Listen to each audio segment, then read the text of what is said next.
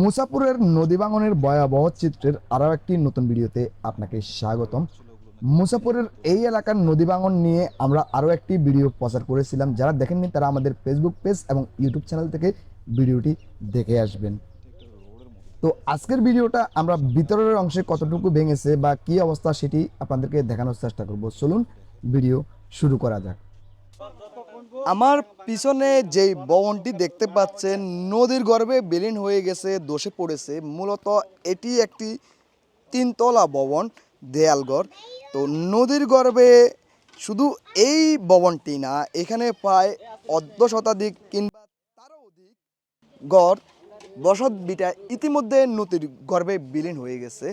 তো আমরা আসলে স্থানীয়দের বর্তমান দুর্ভোগ আপনাদেরকে সামান্য এই ভিডিওতে বলে শেষ করতে পারবো না, বলে বোঝাতে পারবো না, কিন্তু যতটুকু আমরা দেখতে পেরেছি এবং ওনাদের সাথে কথা বলে আমরা জানতে পেরেছি যে স্থানীয় মানুষজন ইতিমধ্যে সবথেকে বড় যেটি স্থানীয় প্রশাসনের কাছে বা সরকারের প্রতি আবেদন করতেছে সেটি হচ্ছে যে বর্তমানে পুনর্বাসনটা ওনাদের সবথেকে বেশি প্রয়োজন। এবং একই সাথে ওনারা যেটি জানিয়েছে যে নদীটা, যেহেতু নদীর ক্যানেলটা এই দিকে বেশি চলে এসেছে, ভাঙন শুরু হয়েছে, সেহেতু এইদিকে এই ভাঙনটা রোধের জন্য একটা বেড়িবাঁধ এবং ক্যানেলটা ওই দিকে একটু খনন করে, যাতে করে ওই দিক থেকে পানিটা নেমে যেতে পারে। আমরা যদি স্থানীয় মানুষের কাছ থেকে একটু জানার চেষ্টা করি, আপনার নামটা যদি একটু বলেন। আমার নাম হলো আব্দুল ওদুদ মিলন। আচ্ছা, এই ভাঙনটা কবে থেকে শুরু হয়েছে একটু এই বাঙ্গনটা হলো 26 তারিখ নদী ব্রিজটা ভাঙ্গি যাইবার পর আমরা সেদিনের তো এটা দ্রুত ভাঙ্গা চালু হয়ে গেছে। ঘর একটার পর একটা ভাঙ্গি মানুষের হারা যান না, নামাই হারা যান না, মানুষ আমরা বহুত আমাদের হিবিজিবিতে আছে। আচ্ছা, আপনার জানা মতে কয়টা ঘর বা কতটা ফ্যামিলির ঘর বাড়ি নষ্ট হয়েছে? আমাদের এখানে এখন আপনার 17 পার হয়ে গেছে, ঘর ভাঙ্গা হয়ে গেছে। 17 উপরে ঘর অলরেডি নদীর গর্ভে বিলীন হয়ে গেছে। আরও আপনার কয়েকশো ঘর ভাঙ্গা হইবে আপনার এটা যদি না হয় আপনার আরো ভাঙন কয়েকদিন অব্যাহত আছে। প্রতিদিন না অব্যাহত ভাঙ্গা চলতে আছে, প্রতিদিন আমরা ঘর নামাইতে আছি। আচ্ছা আচ্ছা আচ্ছা আচ্ছা, তো আপনারা যাদের ঘর ইতিমধ্যে নদীর গর্ভে বিলীন হয়ে গেছে, ওনারা কোথায় আছেন বা কোথায় থাকতেছেন? সবাই আপনার এই পিছনে ঘর যেটা আছে একজনের ঘরে আশ্রয়টা নিতে আছে। কেয়ার ঘর আপনার ভাঙ্গি থুয়ে আইছে, আপনার কেয়ার আবার ভাঙ্গে ন আপনার দৈনিক আপনার মানুষ পলতে আছে। আচ্ছা, আমি ওনার কাছ থেকে একটু জানার চেষ্টা করব, আপনার ঘর কি আছে এখন পর্যন্ত এখানে? যে না, আমার ঘর নদীর এখানে গর্ভে আছে। বিলীন হয়ে নদীর গেছে। গর্ভে এদিকে চলে গেছে আমার ঘর। প্রথমে ধরি আমার ঘর ভাঙছি। আচ্ছা আচ্ছা, তার মানে আপনি আগে থেকে একদম নদী কাছে ছিলেন, পাশে ছিলেন। একার পাশে ছিলাম আমি। আপনি এখন এখন এখন কোথায় থাকতেছেন? ওখানে এইসব বাইরে ভিতরে মিয়া ঘর গলে পাড়া প্রতিবেশীদের ঘরে সহযোগিতা নিচ্ছে। একদিন এক ঘরে থাকি, রাত যাই ঘর ভাঙ্গি এলার কাইলে আর ঘরে যাই। হিরি হরুগো এক ঘর ভাঙ্গি এলার হরুগো আর ঘরে যাই। আপনার পরিবারের সদস্য কতজন? আমার পরিবারের সদস্য 4 জন। 4 জনকে নিয়ে আপনি এখন অন্য স্তরে আছেন, জি প্রতিবেশীর সহযোগিতায় রয়েছে। জি।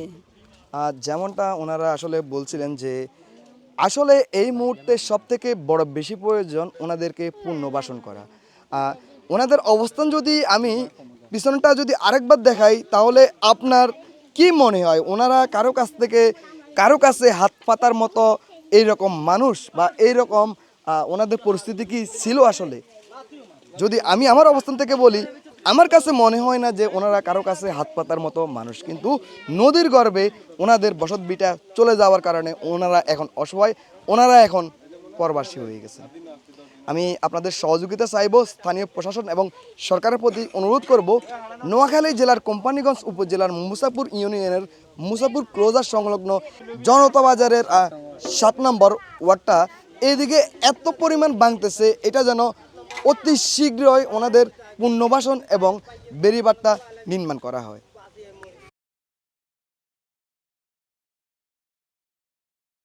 এই আপনার কি কয়েছে মানে অ্যাক্সিডেন্ট করে খালি শুধু ভাঙ্গি এদিকে বাড়ি ঘর আমরা সব ভাঙন, আচ্ছা ভাঙনটা শুরু হয়েছে কবে থেকে? যদি ভাঙ্গনটা শুরু হয়েছে যখন আপনার ব্রিজটা যখন বিলীন হয়ে গেছে। ব্রিজ মতলব ওই যে সুইচ গেট। সুইচ গেট, আচ্ছা হ্যাঁ, সুইচ গেট যখন ভাঙ্গি গেছে তখন আপনার ওই দিন বিকালেতে সকাল 10টা বাজে সুইচ গেট ভাঙি গেছে, বিকাল আপনার 4টার থেকে ভাঙ্গা আরম্ভ হয়েছে। আচ্ছা, গতকালকে যে বৃষ্টি হয়েছিল, আপনাদের তো এখন বাড়িঘর নেই, আপনারা কোথায় ছিলেন? যদি আমরা এখন এই খোলা মাঠে ছিলাম, খোলা মাঠে তাম্বু দিয়া খোলা মাঠে ছিলাম। জনতা বাজারটা কোথায় ছিল আমাদের একটু জনতা বাজারটা এই নদীর মাঝখানে, এখন নদীর মাঝখানে ছিল? নদীর মাঝখানে। এটা হলো আমাদের বাড়ির দরজা। আচ্ছা আচ্ছা, এইটা দরজা না? এটা হলো বাড়ির দরজা। আচ্ছা, তাহলে জনতা বাজার পুরোটাই বিলীন হয়ে গেছে নদী গর্ভে। জনতা বাজার এখানে মসজিদ ছিল, জনতা বাজার আছে, মানে এই বাজারটা এখন ওই মাঝখানের থেকে আরো ওইদিকে, আচ্ছা আচ্ছা আচ্ছা ওই সাইডে। আচ্ছা আচ্ছা। দেখেন কিভাবে ভাঙতেছে। নোয়াখালী জেলার কোম্পানিগঞ্জ উপজেলার মুসাপুর ইউনিয়নের জনতা বাজারের নদী ভাঙনের পরিস্থিতি এতক্ষণ পর্যন্ত আপনারা দেখেছেন। তো হয়তো বা আপনাদের মনে প্রশ্ন জাগতে পারে যে জনতা বাজারের নদী ভাঙনের পরিস্থিতি আমাদেরকে দেখালো, জনতা বাজারটা কোথায়? জনতা বাজারটা হচ্ছে যে এই যে নদীটা দেখতে পাচ্ছেন নদীর গর্ভে। আমি যেখানে দাঁড়িয়ে আছি এখান থেকে অন্তত 300 মিটার পূর্বে নদীর গর্ভে জনতা বাজারটি বিলীন হয়ে গেছে। হয়তোবা আমরা আগে যদি আসতাম তাহলে আপনাদেরকে জনতা বাজারটা দেখাতে পারতাম, তবে আমাদের আগে আসার সুযোগ ছিল না। আমরা এসেছি শুধুমাত্র এখানকার নদী ভাঙন পরিস্থিতিটা আপনাদেরকে দেখানোর জন্য। যতটুকু দেখতে পেলাম মানুষের অর্ধ শতাধিক মানুষের পরিবারের ঘরবাড়ি নদীর গর্ভে বিলীন হয়ে গেছে। শুধু যে ঘরবাড়ি বিলীন হয়েছে বিষয়টা এমন না, অনেক মাছের ঘের এবং চাষাবাদের জমি পর্যন্ত নদীর গর্ভে বিলীন হয়ে গেছে। আমরা যখন বন্যা পরিস্থিতি নিয়ে আমরা ভিডিও করেছিলাম আপনাদেরকে জানিয়েছিলাম, অনেকে ঠিক যেখানে পরিস্থিতি খারাপ রয়েছে সেখানে ঝাঁপিয়ে পড়েছেন অনেক স্বেচ্ছাসেবী দল এবং অনেক সংগঠন। কিন্তু আপনারা যদি খেয়াল করেন এই বন্যা পরিস্থিতিকে কেন্দ্র করেই এই যে মুসাপুর, নোয়াখালী জেলার কোম্পানিগঞ্জ উপজেলার এই মুসাপুরের ভাঙন, মুসাপুরের রেগুলেটরটা যখন ভারতের বন্যার পানির তীব্র চাপে ভেঙে পড়ে গিয়েছিল, ঠিক তারপর থেকে মুসাপুরের এই এলাকাটা জনতা বাজার এলাকাটা ভাঙতে শুরু করেছে। মানুষের বসত বাড়ি ভাঙতে ভাঙতে এখানকার মানুষ নিঃস্ব হয়ে গেছে। এখানকার মানুষের একটাই দাবি, সেটা হচ্ছে যে মানুষকে পুনর্বাসন করা, আপাতত যতটুকু করা যায়।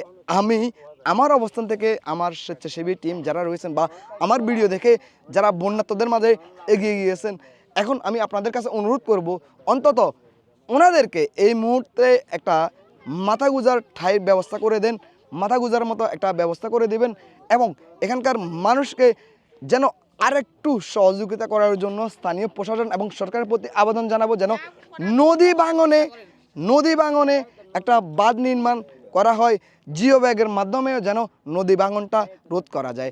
আমরা একজনের সাথে কথা বলবো, আসলে অনেকের সাথে কথা বলেছি, তারপরে ওনার কথাটা একটু শোনার চেষ্টা করবো। উনি জি একটু বলেন। আসসালামু আলাইকুম। জি একটু আপনাদের এটা সমস্যাটা কবে থেকে শুরু হয়েছে, কি কি সমস্যা হয়েছে একটু বলেন। প্রথম আমাদের সমস্যাটা হচ্ছে ফানে উপরে উঠি সব ডুবে গেছে, এরপরে দেখি ফানে নামার পর থেকে এগুলো আস্তে আস্তে ভেঙে ভেঙে পড়ে যেতেছে। ব্রিজ প্রথম ওইটা বেড়েছে ক্লোজার মুসাফুরে, ওইটা ভাঙার পর থেকে আমাদের এখানে দ্রুত দড়ি পড়ছে।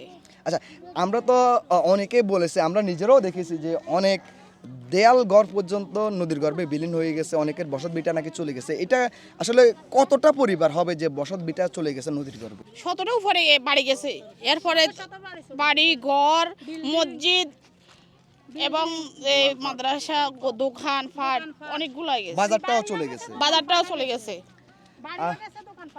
আসলে ওনারা এখন কথা বলার মতো ওই রকম মন মানসিকতা আমি দেখতে পাচ্ছি না। যে অবস্থা, এই অবস্থাতে মানুষ আসলে কথা বলতে পারে কিনা আমার জানা নেই। যাই করার আপনারা দ্রুত করেন, আমাদেরকে আর বিটেমাটি ছাড়া খণ্ডমাটি কোথাও নাই, যাওয়ার আশ্রয়টাই নেই। কারণ বাচ্চা কাচ্চা পড়ালেখা দিয়ে দিছি, ওদেরকে পড়ালেখা পরীক্ষা চলছে 26 তারিখে। এখন তাদেরকে পরীক্ষা কোথায় দেবো, কোথায় পড়াবো, কোথায় স্থান নেব, সেই জায়গা আমাদের নাই। এখন যাই করার দ্রুত কাজটা করে ফেলেন, পরবর্তী নদী ভাঙ্গিয়ে গেলে কিছু চলে গেলে আর কিছু করলে কাজ হবে না। যেমনটা উনি বলছেন যে সত্যি যে যদি সব হারিয়ে ফেলে আপনারা তখন চাল ডাল নিয়ে এসে ওনাদেরকে টিন দিয়ে বা একটা গর্ত তৈরি করে দিবেন, তখন আর কোনো লাভ হবে না, কোনো কাজে আসবে না। শিক্ষা প্রতিষ্ঠান চলে যেতেছে, যত দ্রুত সম্ভব স্থানীয় প্রতিনিধি এবং সরকারি কর্মকর্তা যারা রয়েছেন নদীটা ভাঙন রোধে কাজে এগিয়ে আসুন। কোনো রকম দিন কাটাইতাম, পানির দিকে রেনে টেকনি চোখের জলে বুক বাসায় রাঙ্গো জীবনে গাড়া দেখি না, এখন নতুন একটা গাড়া করছি, সেই গাড়াটা তো লোক আমনে চলে যায়, আমাকে কিছু নাই। আমরা এখন অসহায়, দোকানও চলে গেছে, সুইসি যে দোকান ছিল 2-3টা ওইটাও গেছে গই, এখন বাড়িঘরটাও চলে যায়। তখন আমরা কি কারে নিয়ে থাকুন, কি নিয়ে থাকুন, আমরা কোথায় দাঁড়ামু? আঙ্গু তার কোনো পথ নাই, আর আমরা দ্রুত যত তাড়াতাড়ি পারেন আঙ্গু বাড়িঘর থাকতে আঙ্গুলো একটা ব্যবস্থা করেন, আঙ্গু বাড়িঘর চলে যাবো, তারপরে আমরা কিছু করবেন, তাহলে আঙ্গু তার লাভ হতো না। আঙ্গু বাড়িঘর থাকতে আঙ্গু আস্তানা থাকতে আমরা একটু রহমত করেন।